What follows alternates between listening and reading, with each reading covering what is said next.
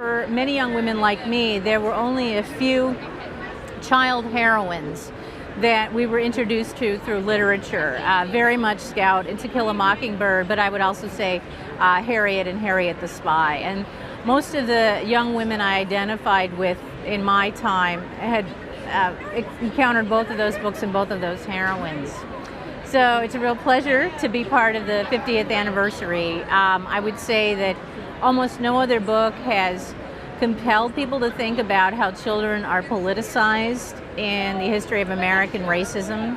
And I hope it continues to be something that very young kids are introduced to. There's no reason that children shouldn't be reading the book.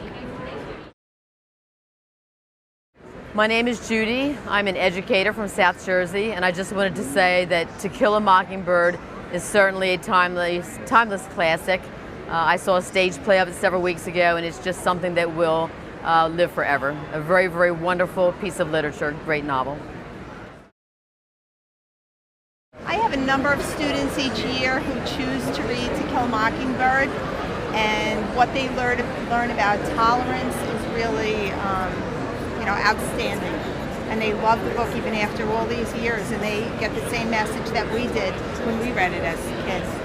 And I teach during the summer at a summer school program with many ESL students, and they love the book as well. And it's really a good opportunity to talk about American history and to share what was happening in the South at the time with them, many of whom had no idea of that because they are from foreign lands and haven't even been in the United States more than 5 years. Right. In 8th grade, we studied historical fiction, so it's a perfect fit. Yeah. So thank you, Harper. Thank you.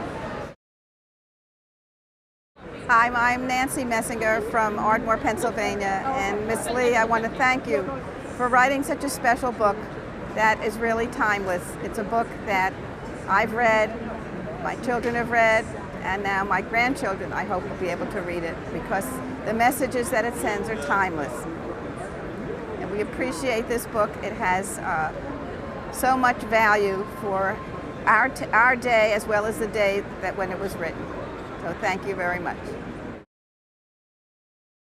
Hi, my name is Vanessa Miller.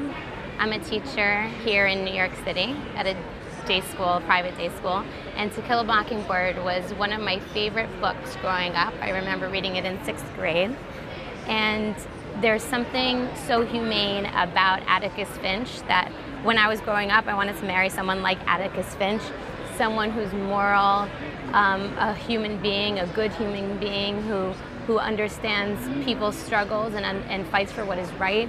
A lawyer that in the midst of, in the South where it was basically a hopeless cause, he still fought for what was right. And to show your children that doing what justice, not in terms of where you live, but in terms of what's morally correct, is the most essential part of living and being and living in this world.